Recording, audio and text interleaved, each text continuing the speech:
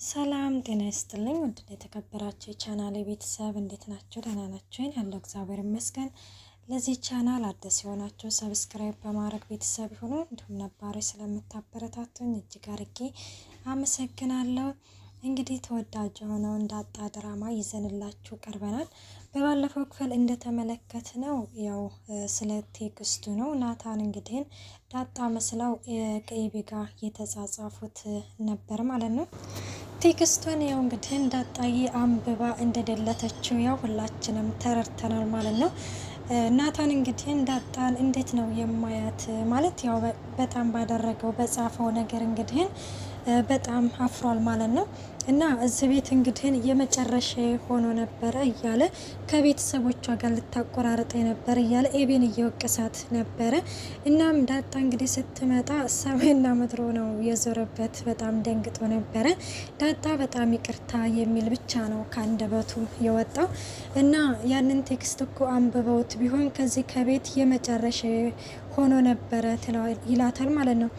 ዳጣ እንግዲህ ቆይ እንደዛ ብለክ ለምንድን ነው የጻፍከው ስትለው ይቅርታ ዳጣን እኮ አንቺ መስለሽ ነው ሲላትም እንድና ታዲያ እኔስ በሆንስ እንደዚህ አይነት ቴክስት ይጻፋል በማለትም ትመልስለታለች ማለት ነው። እና አንብበሽዋል እንደ ሲላት አዎ ካላነበውም ብዬ ደልተዋለሁኝ ትለዋለች ማለት ነው። እሱም እንግዲህ በጣም ይቅርታ ምናምን ይላታል። እና ይሄን ያህል ማለት ቢሆንም በጣም ደብሮኛል ምናምን ትለዋለች ማለት ነው። ናታን እንግዲህ እንዴ ያን ያህል የሚያስደብር ነገር ነው የጻፍኩት ማለት ነው ሲል ያው ቢሆንም እኔ ሰላም ነስቶኛል ማለት በቃ የሆነ ነጻነት እንዳይኖረኝ ነው ያደረከኝ በማለትም ትመልስለታለች። ያን ያህል በቃ እንዳልተፈጠረ አድርገሽ ውሰጁ በማለትም ናታን ይመልስላታል ማለት ነው። እሷም እሺ በቃ ሞክራለሁ ትልና ትታው ትሄዳለች። ናታን እንግዲህ ምንድን ነው ያለው እርግጠኛ አሁን ላይ ምን እንደተሰማሽ ምንም የማውቀው ነገር የለም። በእርግጥ ለኔ ምንም አይነት ስሜት ከሌለሽ ስሜቴን በውስጥ ይዤው ላንቺ ያለኝን ፍቅር በውስጥ ይዤው የወንድምነት ብቻ ከሆነ ለኔ ያለሽ ስሜት እናያለን። ግን ለኔ ስሜት ካለሽ ደግሞ ጊዜው ይረዝማል እንጂ የኔ ብቻ እንደማደርግሽ እርግጠኛ ነኝ እያለም እንግዲህ እያወራ ተመልክተነዋል። ግን ሆኖም እንግዲህ ፈተና እንደሚፈትናት እንግዲህ በውስጡ እንትን እያወራ ሁላችንም ሰምተነዋል ማለት ነው።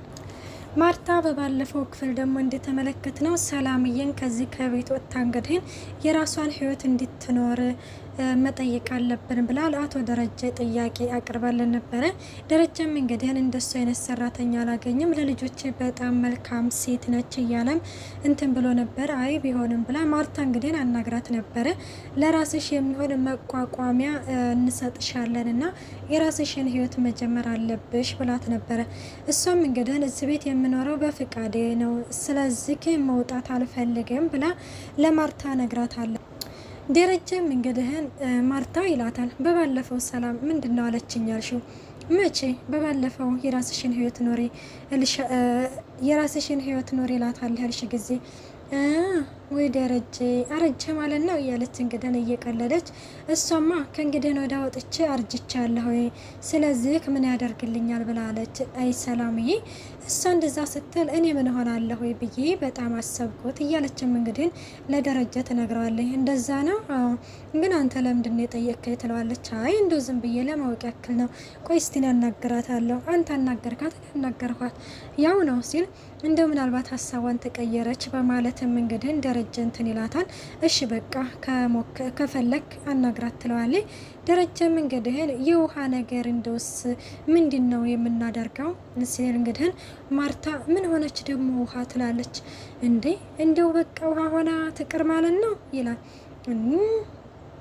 እና ማርታ እንግዲህ ምን አድርገህ ነው እስቲ ነገር ስትል በባለፈው እንግዲህ መኪና ውስጥ ተቀምጬ እስክሪብቶ የጠፋኝ ብላ ከመኪና ውስጥ ወርዳ በር ላይ ስትፈልገው እያለ እንግዲህ ማለት ይህንን ሲያወሩ እናት ባልና ሚስት እንግዲህ ማን ነው መቼም አብሮ ያልሳቀ ሰው የለምና እንደዛን ስትል እኔ ደግሞ እኮ ከሷ ነኝ የሚገርመው እኔም ወርጄ አብሬ ከሷ ጋር መፈለጊ አንተም ከሷ ጋር አውዲ ብለው እንግዲህ በጣም እየሳቁ ይገኛሉ ማለት ነው።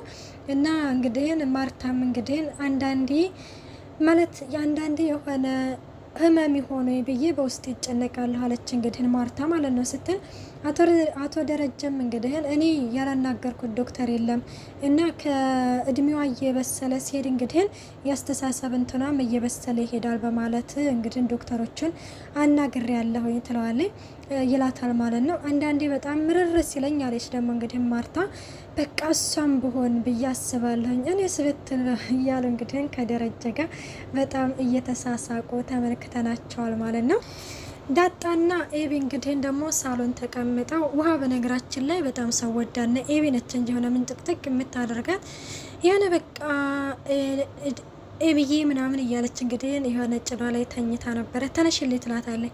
በባለፈው እኮ ትላታለች ዳጣና አባዬ መኪና ውስጥ እያወሩ ምን አወራለች እንግዲህ ያው ኤቢ በነገራችን ላይ የሆነ ስለ ዳጣ የሆነ ነገር ስለሆነ የምትፈልገው በጣም የሆነ ቸኩላ ነበር የሆነ ነገር ለመስማት ማለት ነው። እና ዳጣ በነገራችን ላይ ውሃ በነገራችን ላይ ምንድነው ያለችው ምናምን ስትላት ውይ ረሳሁት አለች። አስታውሺ ካስታወሽ ኬክ እገዛልሻለሁ ትላታለች። አሁን ትዝ አለኝ ኬክ ስትይ ትዝ አለኝ ዳጣ ምን መሰለሽ አለችኝ 100 ጊዜ ምንም አልሰማሁም። እንግዲህ ሁላችንም ደረጀና ማርታ እናት ደረጀና ዳጣ እንግዲህ ዳጣ እናቴን ማወቅ ፈልጋለሁ እያለች ስታወራ ለአቶ ደረጀ እንግዲህ ሰምታ ነበርና ውሃ ዳጣ ምንም አልሰማሁም በይ ብላት ነበርና ውሃ እንግዲህ እሱን ነው የያዘችው ማለት ነው። እና ዳጣ ምንም አልሰማሁም እያልሽ 100 ጊዜ ካልሽ ኬክ ጋብዝሻለሁ ብላኛለች ስላለ ማለት ነው። ወይዘሮ ቤልኝ እባክሽ ትልና እንግዲህ ኤቢ ከእንትኗ ላይ ታስነሳታለች። እኔ ደግሞ ምን ልነግሬ ነው ብዬ አፌን ከፍቼ ማዳመጤ እያለችም እንትን ትላለች። እንግዲህ የሶፋ ትራክሱን ታነሳና ተወረውርባትና ውሃም ትሄዳለች። ሰላምዬ የናታንን ክፍል ለማጽዳት ወደ ናታን ክፍል ሄዳ ነበረ እና ሰላምታ እንግዲህ ከተለዋወጡ በኋላ ወይ በቃ ስትወጣ አጸዳልሃለሁ፣ አረ ሰላምዬ ግቢ ልወጣ ነው ይላታል። እና ነይ ተምትቆሚ እዚህ ተቀመጭ ይላትና በነገራችን ላይ ከጊዜ በኋላ በጣም እየወፈርሽ ነው እያማረብሽ ነው ይላታል። አረ እባክህ ለሰላም ያርገው አትልም እያለች እንግዲህ እንትን ትላለች። ሰላምዬ ግን በጣም ከባድ ሰውና ድብ ሰው ትመስልኛለሽ ማለት ሲላት እንግዲህ ማለቴ በውስጥሽ በጣም ብዙ ነገሮች ምስጢሮችን ያሽ ይመስለኛል እና ድብቅነሽ እያልከኝ ነው ሲል አይ እንደዛ ማለት አይደለም ይላል።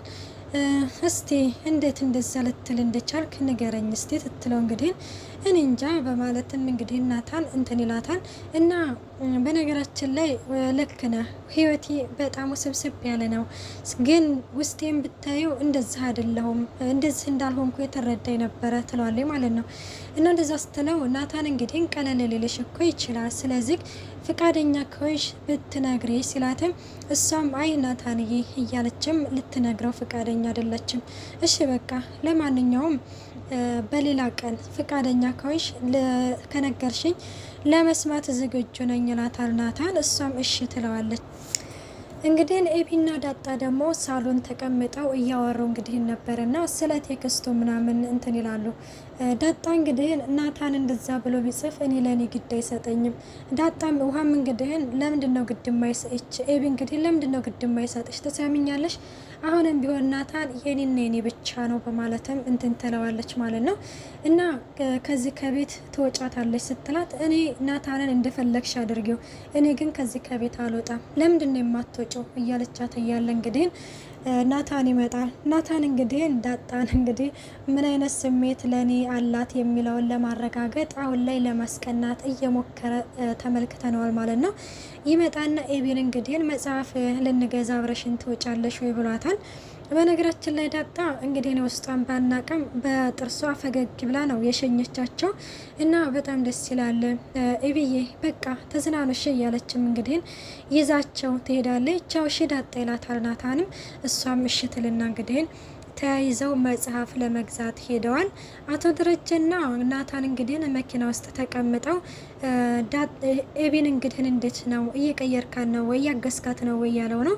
እሱም እያገዝኳት ነው የቻልኩትን ያህል፣ እናንተም ግን ትኩረታችሁን አትንሷት፣ እኔም የቻልኩትን ያህል እያደረግኩ ነው ይላል ማለት ነው። ሴት ልጅ እንግዲህ እንክብካቤን ትፈልጋለች እያሉ እንግዲህ ስለ ሴቶች እንትን እያሉ ሴት ልጅ እንግዲህ ከተበሳቆለች የሆነ ነገር ከሆነች ባሏ ነው ተጠያቂው እያለም አቶ ደረጀ ለናታን እየነገረው ነው። ናታንም እንግዲህ በቃ እኔ ሚስቴን ለመንከባከብ እሞክራለሁኝ እያለ ነው። አቶ ደረጀ እንግዲህ ይህንን ምክር እየመከረ ያለው ለልጁ ነው። ናታን እንግዲህ ያው ዳጣን ነው እንግዲህ በውስጡ ሚስት ያደርጋለሁ ብሎ እያሰበ ያለው። እናም አቶ ደረጀም እንግዲህ አሪፍ ምክር ነው የመከረው። ሴቶች ውብ ናቸው፣ ግን ውበት አንሷቸው ሳይሆን በቃ ተፈጥሮ ነው እንደዛ የሚያደርጋቸው እያለም እንግዲህ ነግሮታል ማለት አቶ ደረጀ። እስቲ እኛን ተመልከተን ምናችን ያምራል እያለም እንግዲህ ይነግረዋል ማለት ነው። በክፍል ደግሞ ናታን ክፍል ደግሞ ከኤቢ ጋር ተቀምጠው ነበረ እና እማዬና አባዬ የሉም እንዴ ይላታል ኤቢን ማለት ነው። ኤቢም አዎ የሉም የሆነ ድግስ አለ እዛ ሄደዋል እና ታዲያ አንቺ ለምን አልሄድሽም ሲላት እንግዲህ እንዴ እነሱ ያጨማለቁትን ልበላ ነው የምሄደው ሲል አረ እንደዛ ይባልም ይላታል ናታን ማለት ነው። እንዴ ይባላል እንጂ አሁን እሱ እነሱ ያጨማለቁትን ልበላ ነው እያለች ስትል እሺ በቃ ለማንኛውም ዳጣን እንጥራት። ለምንድነው ዳጣን የምትጠራት ስትለው እንግዲህ ከኛ ጋር ተቀምጣ እንድታወራ ነው እዛ ለብቻዋ ስለሆነች ሲልም እንግዲህ እኛ ምን አገባን ታዲያ ስለሷ ትለዋለች። አይ ቢሆንም በቃ እንደዚህ ከኛ እንደታረቅን ምናምን መታ ብታይ ደስ አይልሽም ይላታል። እንድትቀና ስለፈለክ ነው ትለዋለች። ለምን ትቀናለች ይላታል ማለት ነው። እሺ በቃ ትልና እንግዲህ ናታን እንግዲህ ዳጣን ልጠራት ሊሄድ ነው ይልና ዳጣን ሊጠራት ወደ ሳሎን ይሄዳል። ሳሎን እንግዲህ ሰላምዬ ስትመጣ ያው ድክም ከመብላታል። እንዴ ሰላምዬ ምን ሆነሽ ነው ትላታለች ዳጣ። ትንሽ ደክመኝ እግሬ ልታጠብ ደግሞ የሆነ ደከመኝ ምናምን ትላለች ማለት ነው። ዳጣም እንግዲህ ቀልጣፋ ላይ ስለሆነች እኔ ልጠብሽ እንደውም እኔ እግር አጥቤሽ ስለማላቅ አጥቤሽ ትመርቂኛለች ትልና ለእግሯ ውሃ አቅርባ እያጠበቻት እያለ ናታን ይመጣል። ሰላምዬም እንግዲህ ዳጣን እየመረቀቻት ነው። ጥሩ ትዳር ይስጥሽ፣ ጥሩ ባል ይስጥሽ፣ ጠባቂ ያድርገሽ፣ የወላድ መሀን ያድርገሽ፣ ወልደሽ አሳደጌ እያለች እንግዲህ ትመክራታለች ማለት ነው። ዳጣም እንግዲህ እንዴ ከትዳር ውጭ እንጂ ከትዳር ውጭ አመረቅኝም እንዴ እያለቻ ስትል ሰላምዬም ትስቅና እንግዲህ ከዚህ በላይ ምርቃት አለ እንዴ? እንዴ አለ እንጂ ሎተሪ ይድረስሽ፣ መኪና ይድረስሽ ምናምን እያለች እንግዲህ ስለ ሀብት እንትን ትላታለች። ናታንም ይህን ያህል ምርቃት የምትመርቂያት ምን አድርጋለሽ ነው ሲል እንግዲህ ቆይ አንተ ዝም ብለክ ትቀላቀላለክ እንዴ? ደግሞስ ምን ነው ቀንተክ ነው እንዴ? እያለች እንግዲህ እንትን ትልና ያንን የግሯን ስታ ትሄዳለች። እሺ ሰላምዬ ለማንኛውም እኔ ልሄድ፣ ሰላምዬ እንደዚች አይነቷን ነው እንጂ ማግባት ስትለው ነው አደላ እያለም እንግዲህ በቃ እኔ ልሄድ ክፍሌ እንድትመጭ ብለሽ ነገር የለኝ ይላታል ማለት ነው። ኤቢ እንግዲህ ሰላምዬ ነፍሰ ጡር ነሽ ወይ ብላም ጠይቃት ነበረ። እና ታዲያ ባረግዝስ ምንድነው ጉዱ ያለች። ያው እንግዲህ ጉድ ነው የምታወራው ኤቢ። ምንድነው ጉዱ? ከማን ያረገሽው? ከዚህ ቤት ወጥተሽ አታውቂም ስትላት እንግዲህ ምን አገባሽ ላንቺ ነው ጉዱ ብላታለች ማለት ነው። እና እዚህ ቤት ጉድ ነው የሚፈጠረው እያለቻት ነበረ ማለት ነው። ለእናቷ እንግዲህ ሰላምዬን አይተሻታል ወይ? ሰላምዬ ነፍሰ ጡር ነች ስትላት እንግዲህ እናቷን በጥፊ መታታለች ማለት ነው። እንግዲህ አለፍ አለፍ እያልኩኝ ነው ያቀረብኩላቸው። ውድና የተከበራቸው የቻናሌ ቤተሰብ ቪዲዮ እዚህ ላይ ነው የተጠናቀቀው። በቀጣይ ቪዲዮ እስከምንገናኝ ባይ ባይ።